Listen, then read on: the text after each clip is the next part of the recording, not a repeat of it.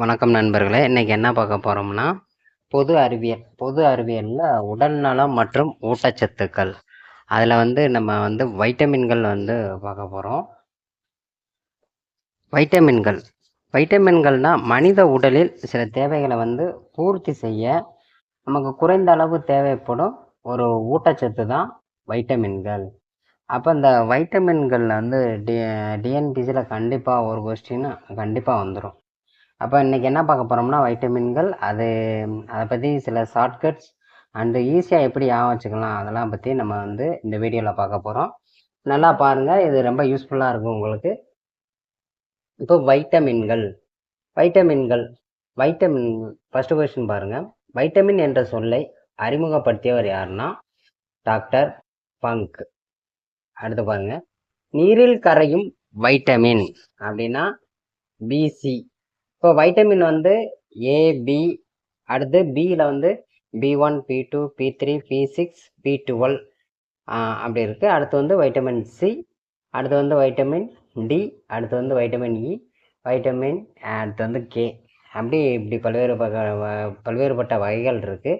அதில் நீரில் கரையும் வைட்டமின்கள் அப்படின்னு பார்த்தோமாகும் பிசி. சரிங்களா? அடுத்து கொழுப்பில் கரையும் வைட்டமின்கள் அப்படின்னு பார்த்தோமாக்கும் ஏடிஇகே. அதை எப்படி ஞாபகம் வச்சுக்கிறீங்கன்னா, கொழுப்பு என்ன செய்யும்? அடைக்கும். இப்போ கொழுப்பு அதிகமாகிட்டா என்ன பண்ணும்? அப்போ அடைக்கும், இதயத்தை போய் அடைக்கும் அப்படின்னு ஞாபகம் வச்சுக்கோங்க. அப்போ அடைக்கும், ஏடிஇகே அப்படி ஈஸியாக ஞாபகம் வச்சுக்கோங்க. சரிங்களா? அடுத்து பாருங்க, முதலில் கண்டுபிடிக்கப்பட்ட வைட்டமின் எதுனா வைட்டமின் ஏ தான் முதல்ல கண்டுபிடிக்கப்பட்ட வைட்டமின். அடுத்து பாருங்க, உடலில் பல்வேறுபட்ட உயிர் வேதிவினை நடைபெற உதவுவது எதுனா வைட்டமின்கள் தான். சரிங்களா? அடுத்து பாருங்க, கல்லீரலில் சேமிக்கப்படும் வைட்டமின் அப்படின்னா ஏடி. முக்கியமானது, நல்லா பார்த்துக்குங்க. கல்லீரலில் சேமிக்கப்படும் வைட்டமின்கள் எதுனா ஏடி. அடுத்து பாருங்க, வைட்டமின்கள் ஏடிஇகே, அதாவது கொழுப்பில் கரையக்கூடிய வைட்டமினை அதிகமாக உட்கொண்டால் உடலில் என்ன நோய் ஏற்படும் அப்படின்னா ஹைபர் வைட்டமினோஸ் என்ற நோய் ஏற்படும். சரிங்களா? அடுத்து பாருங்க, நொதித்தலில் பங்கு பெறும் வைட்டமின்கள் பி1, பி2. இதெல்லாம் நல்லா கவனிச்சுக்கோங்க, எல்லாமே முக்கியமானது. இதெல்லாம் 99% கேட்க வாய்ப்புள்ள கொஸ்டின்கள் தான் நான் எழுதி வச்சிருக்கேன். நல்லா பார்த்துக்கோங்க. அப்போ நொதித்தலில் பங்கு பெறும் வைட்டமின்கள் எதுனா பி1, பி2. அடுத்து பாருங்க, நம்ம சூரிய திரைப்பூச்சிகளை நம்ம பயன்படுத்துறதுனால நமக்கு சூரியனில் என்ன வைட்டமின் கிடைக்கும்னா வைட்டமின் டி கிடைக்கும். அப்போ நம்ம அந்த ஃபேஸ் க்ரீம் இது பயன்படுத்துறதுனால நமக்கு இந்த 95% அந்த வைட்டமின் கிடைப்பது தடைப்படுதான். அடுத்து பாருங்க, இந்தியாவில் மொத்தம் 14.4% குழந்தைகள் பருமனாக உள்ளனர். இதில் இந்தியா உலக அளவில் இந்தியா இந்த உடல் பருமனில் எத்தனையாவது இடத்துல இருக்குன்னா 2வது இடத்துல இருக்கு. அடுத்து பாருங்க, சைவ பிரியர்களுக்கு கிடைக்காத வைட்டமின் எதுனா பி12 ஒன்லி அசைவத்தில் மட்டும்தான் இருக்குது.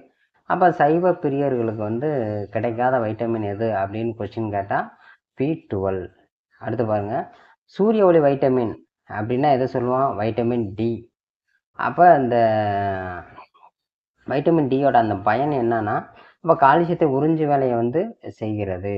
ஓகே. அடுத்து பாருங்க,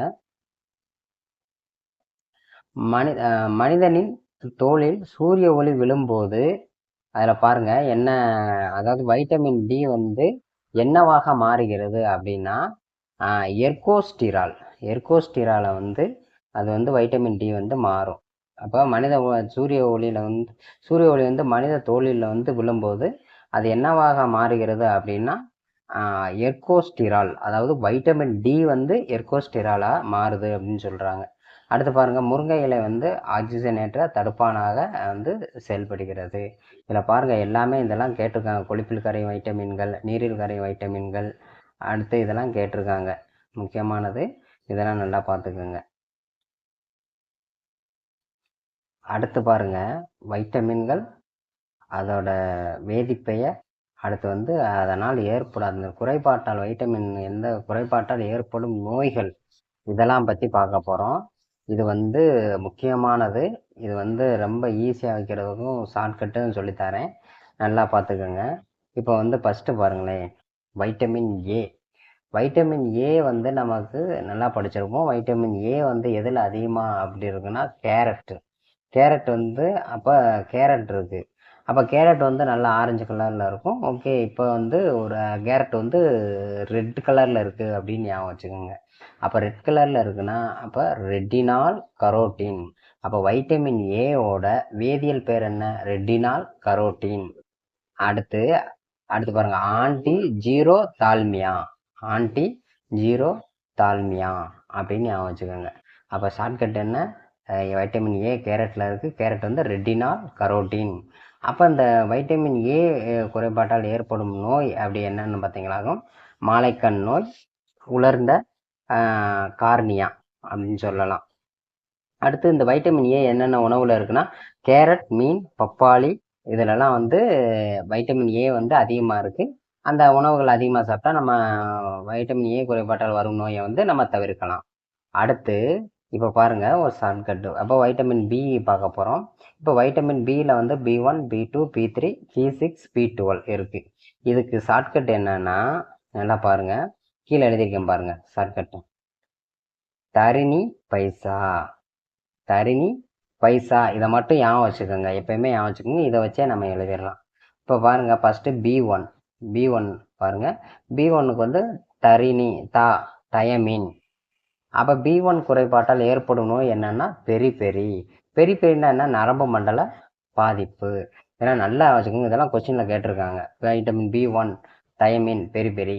அடுத்து பாருங்க B12, இதோட அறிவியல் பெயர், அதை வேதிப்பெயர் என்னன்னா தரினி, அதாவது அடுத்து ரிபோஃப்ளோவின். அப்போ இந்த வைட்டமின் B2 குறைபாட்டால் ஏற்படும் நோய் என்னன்னா எரிபோஃப்ளாவினோசிஸ் சிலியாசிஸ்.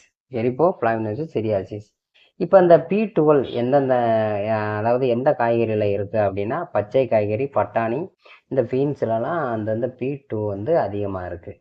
சரிங்களா? அடுத்து பாருங்கள் விட்டமின் B3யோட அடுத்து என்னது? அப்போ நீனா நியாசின். அப்போ வைட்டமின் B3 குறைபாட்டால் ஏற்படும் நோய் என்ன அப்படின்னு பார்த்தீங்கன்னா பெல்லக்கரா. அப்போ பெல்லக்கரா, இப்போ பெல்லக்கரானா என்னன்னா வயிற்றுப்போக்குடன் கூடிய மறதி அப்படின்னு சொல்லுவாங்க. அப்போ இந்த B3 வந்து எந்த உணவில் அதிகமாக அப்படி இருக்குன்னா இறைச்சி, சோயா, இந்த ஈஸ்ட் இதிலலாம் வந்து B3 வந்து அதிகமாக இருக்குது. அடுத்து B6 பாருங்கள். அடுத்து நமக்கு என்ன? அப்போ B6 பைரிடாக்சின். அப்போ இதோட வேதிப்பேர் என்ன? பைரிடாக்சின். அடுத்து இதோட நோய் என்னன்னா டெர்மாட்டிக்ஸ்.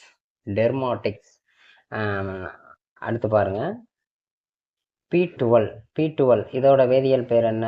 சயனோகோபாலமீன். இங்கே பாருங்க சயனோகோபாலமீன். அப்போ பிக்கு என்ன ஷார்ட்கட்டு? தரிணி பைசா, தயமின், ரிபோஃப்ளோவின், நியாசின், பைரிடாக்சின், சயனோகோபாலமீன் அப்படின்னு ஞாபகம் வச்சுக்கோங்க. அப்போ அந்த P12 குறைபாட்டால் ஏற்படும் நோய் என்னன்னா வந்து பெர்சீனியஸ் அனிமியா, அதாவது உயிரை கொல்லும் இரத்த சோகை அப்படின்னு சொல்லுவாங்க. கொஸ்டின் கேட்டிருக்காங்க, உயிரை கொல்லும் இரத்த சோகை எந்த வைட்டமின் குறைபாட்டால் ஏற்படுகிறது அப்படின்னா P12. அப்போ நல்லா ஞாபகம் வச்சுக்கோங்க, இதை கேட்குறதுக்கு வாய்ப்பு உண்டு. அடுத்து வைட்டமின் சி பாருங்கள். வைட்டமின் சி நமக்கு ஈஸியானது தெரியும், அஸ்கார்பிக் அமிலம். சரிங்களா? வைட்டமின் சி குறைபாட்டால் ஏற்படும் நோய் என்னன்னா ஸ்கர்வி, அதாவது பற்களில் வந்து அந்த இரத்தம் மறிதல், பற்களின் ஈர்களில் வந்து இரத்தம் மறிதல். அப்போ இந்த வைட்டமின் சி எந்தெந்த உணவுப் பொருள் அதிகமாக இருக்குன்னா எலுமிச்சை, ஆரஞ்சு, சிட்ரஸ் பழங்கள் இதெல்லாம் வந்து என்னது அதிகமாக வந்து வைட்டமின் சி இருக்குது.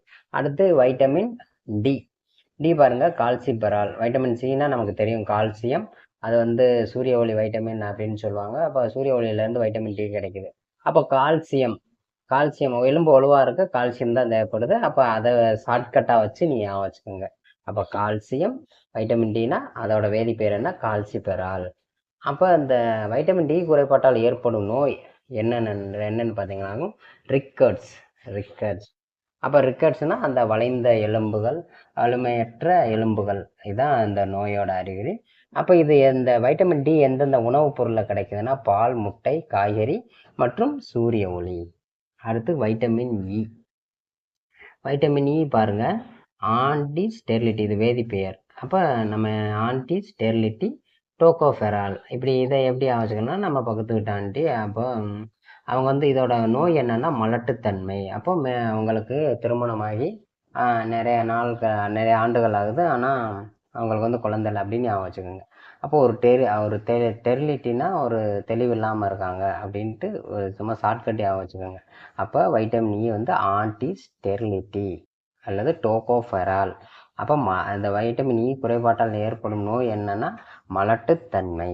அப்போ வைட்டமின் இ வந்து குறைபாட்டை தவிர்க்க வந்து என்னென்ன நம்ம காய்கறி சாப்பிடணும் அப்படின்னா பாருங்கள், முளைகட்டிய தானியம், அந்த முழு கோதுமையிலாம் வைட்டமின் இ வந்து நமக்கு வந்து அதிகமாக இருக்குது. அடுத்து பாருங்கள் வைட்டமின் கே. வைட்டமின் கே அதோட வேதியியல் பேர் என்னென்னா ஆன்டி கேமரேஜ். அப்போ கேனா என்ன? வைட்டமின் கே வந்து இரும்பு சத்துன்னா அப்போ ரத்தம் சம்மந்தப்பட்டது. அப்போ கேமரேஜ் ஆன்டி கேமரேஜ் அப்படின்னா நல்ல ரத்தம் இருக்குது அப்படின்னு ஞாபகம் வச்சுக்கோங்க. அடுத்து இதோட குறைபாட்டு நோய் என்னன்னா ரத்தம் உறையாமை. அப்போ இந்த வைட்டமின் கே வந்து எந்த உணவுப் பொருள் அதிகமாக இருக்குது அப்படின்னா பச்சை காய்கறி, தக்காளி, பால், முட்டைக்கோஸ் இதிலலாம் அதிகமாக இருக்குது. இப்போ வைட்டமின்ஸில் சிம்பிளாக ரொம்ப ரொம்ப முக்கியமானது பார்த்துட்டோம். அப்போ இதுலேருந்து கண்டிப்பாக இதை படித்தாவே போதும், உங்களுக்கு கண்டிப்பாக 1 மார்க் கண்டிப்பாக வந்துடும். தேங்க்யூ. நம்ம சேனலில் இது போன்ற எண்ணற்ற ஷார்ட்கட்டில் நம்ம நிறையா வீடியோ இன்னும் போட போகிறோம், இன்னும் போட்டுக்கிட்டு இருக்கோம்.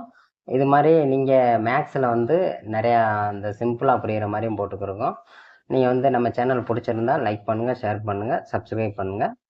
தேங்க்யூ.